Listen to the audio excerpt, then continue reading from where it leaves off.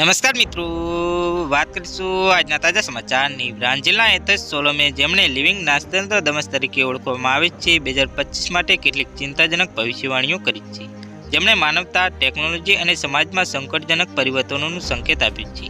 એથસ સોલોમે 16મી સદીના મહાન ભવિષ્યવક્તા નાસ્ત્રે દમસ સાથે તુલના કરવામાં આવે છે, જેમણે સદીના લાંબા સમય પછી પણ ઘણી ભવિષ્યવાણીઓ કરી હતી।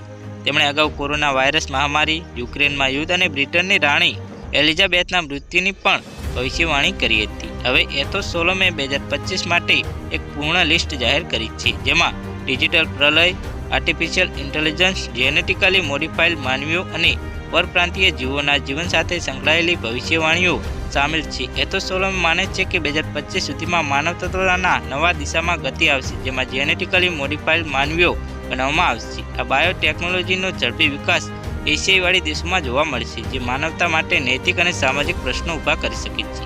સોલમ પ્રમાણે 2025માં આર્ટિફિશિયલ ઇન્ટેલિજન્સ પોતાને વધુ સશક્ત બનાવી લેશે અને સ્વાયત્તતા પ્રાપ્ત કરી લો છે।